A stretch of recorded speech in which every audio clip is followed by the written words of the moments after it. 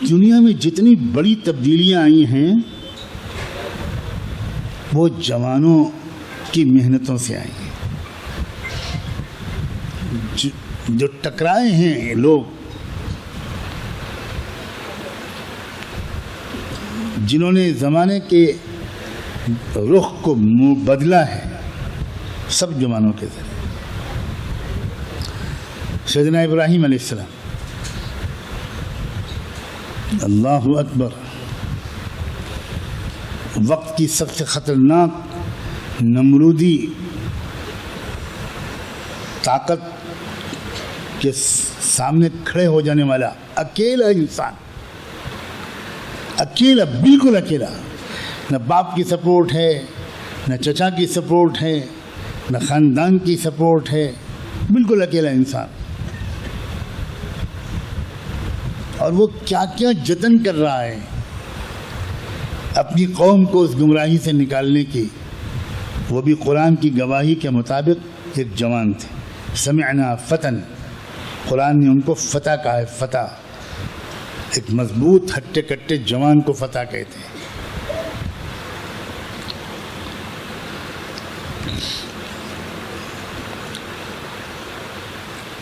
موسیٰ علیہ السلام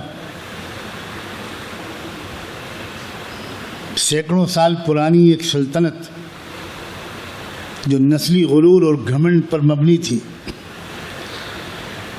اور اپنی مخصوص اونچی ذات کے علاوہ باقی لوگوں کو انہوں نے بہت ہی زیادہ پیروں تلے دبا رکھا تھا، جانوروں سے بدتر حال کر رکھا تھا. اس قوم کو اس فرعونی نظام سے آزادی دلانے والا وہ عظیم پیغمبر، اللہ سے ہم کلام ہونے کا شرف رکھنے والا وہ عظیم نبی سیدنا موسیٰ علیہ السلام، جو براہ راست اللہ سے باتیں کرتے تھے.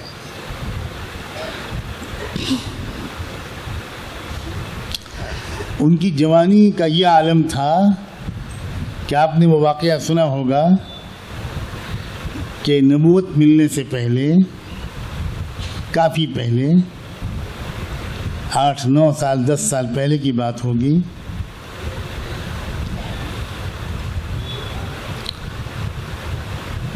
کہ ایک بار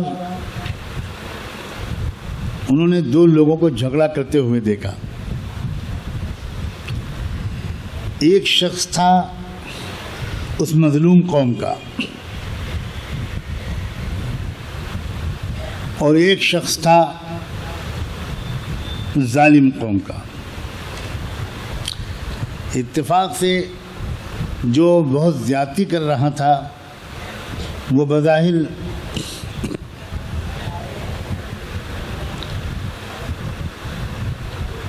اس ظالم قوم کا نہیں تھا.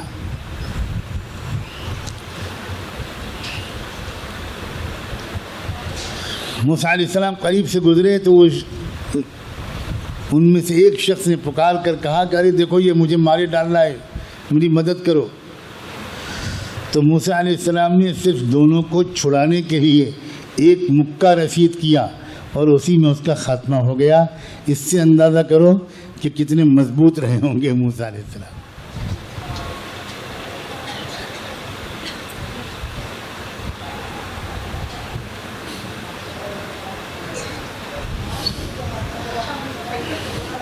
اور اسی مضبوطی کی وجہ سے انہوں نے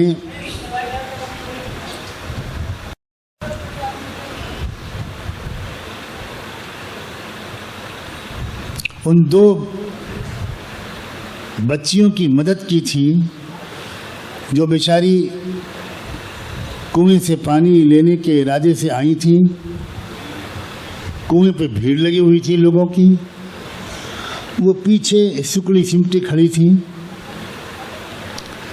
انتظار کر رہی تھیں کہ لوگ سب پانی بھر کے جائیں تو وہ بیچاری آگے بڑھیں. شرمیلی، حیادار، پاک دامن، نیک ماں باپ کی نیک بچیاں تھیں. ان کو تہذیب سکھائی گئی تھی، اس لیے یہ گھس نہیں رہی تھی بھیڑ میں، الگ کھڑی تھی. بہت دیر ہو گئی، موسیٰ علیہ السلام دیکھتے رہے اور ان کو بہت اچھا نہیں لگا کہ یہ کس قسم کے لوگ ہیں.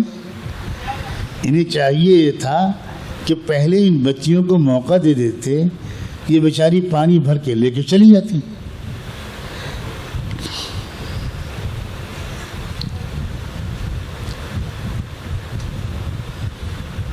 تو انہوں نے پوچھا ما خطبکما، کیا بات ہے، تم لوگ کیوں پیچھے کھڑی ہو؟ تو انہوں نے کہا کہ اصل میں ہمارے والد بزرگوار بہت ضعیف اور بوڑھے ہو گئے ہیں،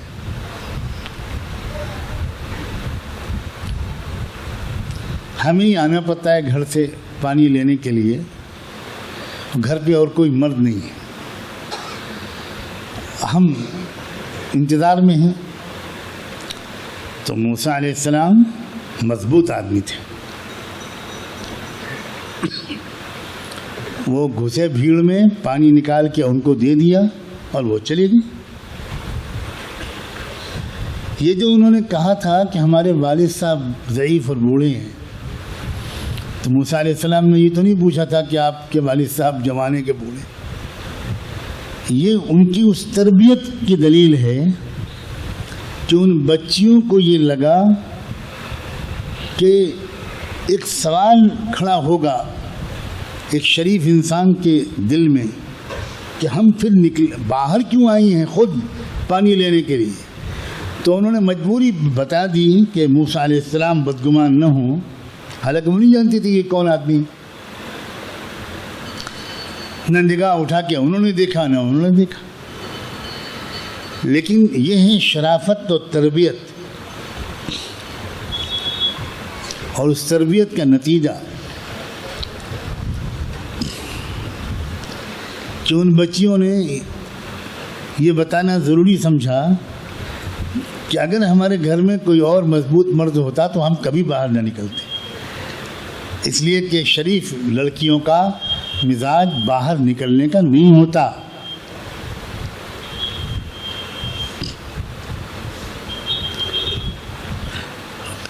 موسیٰ علیہ السلام مضبوط جوان تھے. اس کی دلیل یہ ایک اور یہ بھی ہے کہ یہ لڑکیاں جب روزمرہ کے معاملے میں جلدی پہنچ گئیں گھر، تو ان کے والد بزرگوار نے ان سے پوچھا کہ ابھی آج بہت جلدی تم پانی لے کے واپس آ گئی. تو انہوں نے کہا کہ آج ایک کوئی بہت بھلا انسان وہاں پر موجود تھا اور اس نے ہماری مدد کر دی اور پانی نکال کے ہمیں دے دیا، اس لیے ہم جلدی آ گئے. اور بہت پیاری بات لڑکیوں نے کہی.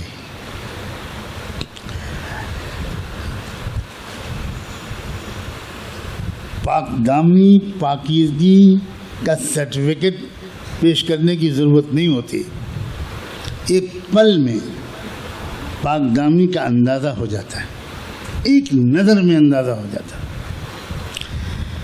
بچیوں نے اپنے والد سے کہا، ان لڑکیوں نے، ان خیر من استأجلت القوی الامین. ابو جان، کسی ایک خادم کی ضرورت ہے آپ کو، کوئی گھر میں آپ کے سوا نہیں ہے، آپ ضعیف ہو گئے ہیں، کمزور ہو گئے ہیں، ایک شخص کی ضرورت ہے جو یہ سب گھر کے باہر کے کام کرے اور خدمت کرے. تو ہم نے محسوس کیا کہ وہ بندہ جس نے ہمیں پانی بھر کے دے دیا، اس میں دو خصوصیات ہیں. القوی الامین، وہ مضبوط بھی ہے، کیونکہ کوئی کمزور آدمی آئے گا وہ خدمت کیا کرے گا، وہ تو خود خدمت کروائے گا.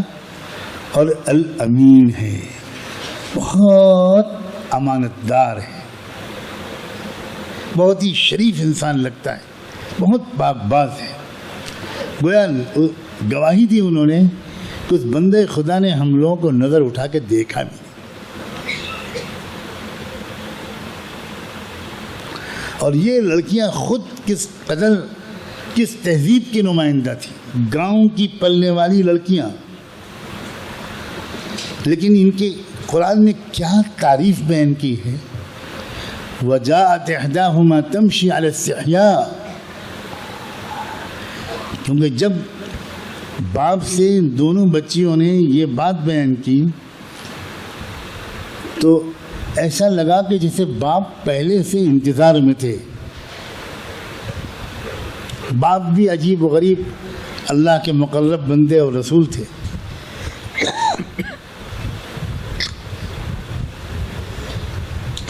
انہوں نے کہا جاؤ بلا کے لاؤ، جاؤ اس آدمی کو جس نے تمہاری مدد کی ہے اس کو بلا کے لاؤ.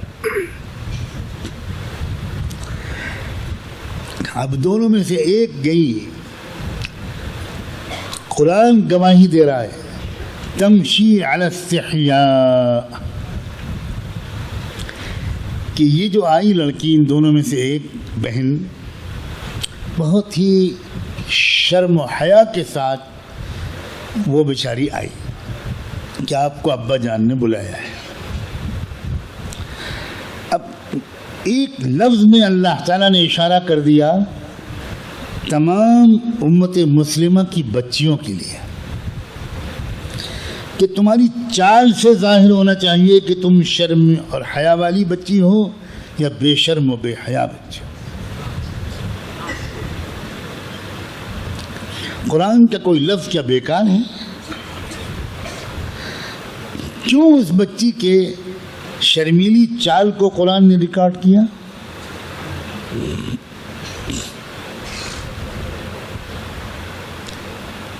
اور اس کے بعد جب پہنچ گئے موسیٰ علیہ السلام، کہانی پوچھی اس کی کہ معاملہ کیا ہے تمہارا، تم کون ہو، کہاں سے آئے ہو؟ تو انہوں نے پورا قصہ سنایا کہ ایک دن میں نے دو جھگڑنے والوں میں سے ایک کو روکنے کے لیے اس کو ایک ہاتھ رسید کیا. اب مجھے کیا خبر تھی کہ اسرائیل علیہ السلام وہیں کھڑے، اس کا ٹکٹ ویزا سب آ چکا ہے. اب دوسرے دن میں پھر صبح کو ٹہلنے نکلا تو وہی کم بخت جو کل لڑ رہا تھا جس کی مدد کے لیے میں نے اس سے دوسرے لڑنے والے کی چبت رسید کی تھی وہ آج پھر لڑ رہا تھا، آج پھر کسی اور سے لڑ رہا تھا. تو آج پھر اس نے جب پکارا تو موسیٰ نے کہا کہ میں نے پھر اسی کی طرف ہاتھ بڑھایا تو وہ چلایا اچھا کل تم ایک آدمی کو مرڈر کر چکے ہو، آج مجھے مارنا چاہتے ہو. کیونکہ اس نے سوچا کہ آج میری باری آئی. وہ اپنے سامنے موسیٰ علیہ السلام کی طاقت کا اثر دیکھ چکا تھا. تو بھاگا وہ یہ کہتا ہوا، اور یہ جو کہتا ہوا بھاگا اس سے خبر پھیل گئی کہ کل جو واقعہ ہوا تھا وہ کون اس کا ذمہ دار تھا. اب جیسے یہ خبر پھیلی تو وہ تمام لوگ جو فرعون کے دربار میں موسیٰ علیہ السلام کے بہت وی آئی پی اسٹیٹس سے جلتے تھے. بھولیے گا مت یہ بات کہ اللہ تعالیٰ نے اپنی عجیب و غریب منصوبہ بندی کے تحت موسیٰ علیہ السلام کو فرعون ہی کے دربار میں ایک ولی عہد کی طرح پلنا طے کیا تھا. اور موسیٰ بہت ٹھاٹ باٹ سے اور بہت ہی زیادہ ایک کراؤن پرنس کی طرح رہتے تھے، اور اس سے اور لوگ بہت جلتے تھے، اور وہ موقع کی طاق میں تھے کہ کس طرح فرعون کی حکومت کو فرعون کو بھڑکایا جائے موسیٰ کے خلاف. جیسے ہی یہ خبر پھیلی کہ کل کا جو واقعہ تھا اس کے اصل ذمہ دار تو یہ موسیٰ ہیں، تو ان لوگوں نے سوچا کہ یہ بہترین موقع ہے. انہوں نے فرعون سے کہنا شروع کیا کہ حضور تو ہم تو آپ کو بہت زمانے سے عرض کرتے تھے، ہم تو پرانے نمک خوار ہیں، سلطنت کے غلام ہیں، ہم تو آپ سے پہلے سے کہتے تھے کہ اس آدمی کو زیادہ منہ مت لگائیے، دیکھیے اس نے تماشا کر دیا. تو یہ جو خبر اس کا جو رخ مڑا تو موسیٰ علیہ السلام سمجھ گئے کہ اب میرے لیے یہاں ٹھہرنا ٹھیک نہیں، اور وہ وہاں سے فوراً نکل کر بھاگے۔ قرآن نے لفظ بولا ہے وَفَرَّ مُوسَىٰ، وہ نکلے وہاں سے، اور اسی سفر میں چلتے چلتے چلتے چلتے چلتے چلتے وہ ایک جگہ جا کر بیٹھے تھے پیڑ کے نیچے، اور اللہ سے دعا مانگ رہے تھے رب انی لما انزلت الی من خیر فقیر۔ ابھی ایک دن پہلے تک یا چند گھنٹے پہلے تک یا کچھ مدت پہلے تک موسیٰ علیہ السلام کے سامنے ہر تھوڑی دیر کے بعد چائے آتی ہوگی، ناشتہ آتا ہوگا، پھل آتے ہوں گے، جوس آتے ہوں گے، زیادہ گناؤں گا تو آپ کی پیاس بڑھ جائے گی، اس لیے کہ وہ تو محل میں ولی عہد کی طرح رہتے تھے، اور اب گھنٹوں سے کچھ کھانے ہی نہیں ملا، پیڑ کے نیچے بیٹھے اب اللہ سے دعا مانگ رہے ہیں اے اللہ کوئی خیر آپ عطا کر دیجئے، میں بہت محتاج ہوں۔ اللہ اکبر۔ اور وہیں وہ واقعہ پیش آیا کنویں والا۔ اب دیکھو اللہ تعالیٰ کی منصوبہ بندی کیا ہوتی ہے۔ ایک خبر سن کر یہ سمجھنا نہیں چاہیے کہ کہانی یہاں پہ ختم ہوگی، خبروں کا سلسلہ جاری رہتا ہے۔ موسیٰ علیہ السلام آئے تو تھے بھاگ کر، پیڑ کے نیچے بھوکے پیاسے بیٹھے دعا مانگ رہے ہیں، خدمت کی انہوں نے، کسی کے کام آئے، بلوایا گیا، وہاں پہنچے۔ تو جس باپ کی بیٹیاں اتنی سمجھدار ہوں، جس کی تربیت کے نتیجے میں بچیاں اتنی ذہین، اتنی مردم شناس، اتنے انسان کے کیریکٹر کو ایک پل میں دیکھ کر پہچان لینے والی، وہ باپ خود کیسا ہوگا؟ کیسا صاحب نظر باپ ہوگا؟ کیسا انسانوں کو پہچاننے والا ہوگا؟ چنانچہ انہوں نے موسیٰ علیہ السلام کی کہانی سن کر کہا کہ لا تخف نجوت من القوم الظالمین، موسیٰ گھبراؤ مت، اب تو ہمیشہ کے لیے ان ظالموں کے ہاتھ سے نکل گئے، تم نجات پا گئے۔ بالکل صاف معلوم ہوتا ہے کہ ان کو کچھ پہلے سے اشارات تھے، واللہ اعلم۔ اب انہوں نے کہا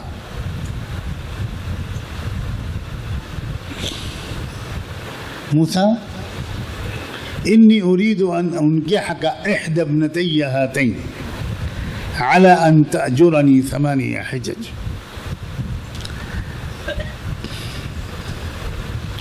میں یہ چاہتا ہوں کہ ان دونوں بیٹیوں میں سے ایک کے ساتھ تمہارا نکاح کر دو۔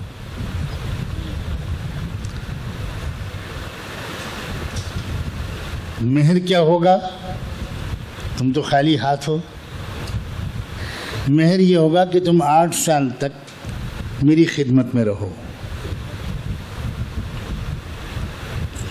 یہ بھی ایک مہر ہوتا ہے، تیار ہو جانا۔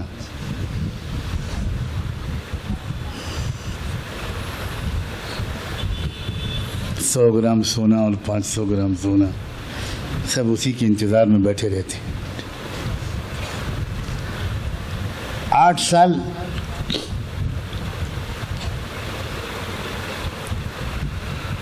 اور اگر تم نے 10 سال پورے کر دیے تو بہت اچھا ہے، یہ تمہاری طرف سے ایک مزید نیکی ہوگی، لیکن میری طرف سے شرط جو ہے وہ 8 سال کی۔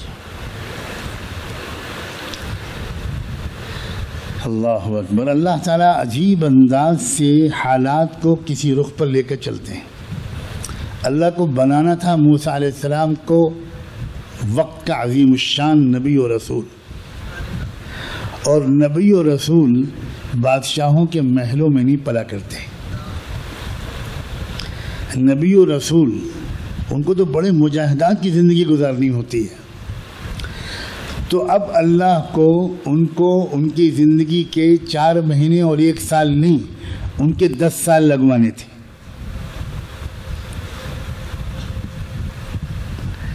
اس لیے اللہ تعالیٰ نے وہ پورا نظام بنایا کہ ایک آدمی کی موت اتفاق سے اس وقت لکھ دی جس وقت ان کی تھپڑ پڑے گا۔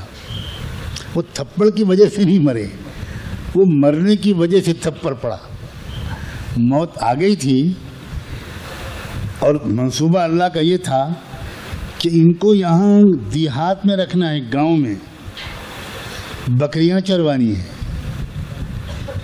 سادہ مجاہدے کی زندگی سے ان کو گزروانا ہے، کیونکہ آگے نبیوں والے کام یہ کیسے کر سکیں گے اگر اتنے نازک مزاج رہے۔ خیر، میں تو اس وقت صرف یہ بتانا چاہ رہا ہوں کہ جن لوگوں نے بڑے بڑے انقلاب برپا کیے، انبیاء علیہ السلام ہوں، انبیاء کا ساتھ دینے والے لوگ ہوں، یہ سب جوانی کی عمر میں لوگ تھے۔ اصحاب کہف جن کا اللہ تعالیٰ نے اتنے پیار سے تذکرہ کیا اور ان کے نام پر پوری سورت کا نام رکھ دیا، سورۃ الکہف، ان کے بارے میں بھی اللہ تعالیٰ نے فرمایا انہم فتیۃ آمنوا بربہم وزدناہم ہدی۔ یہ کچھ نوجوان تھے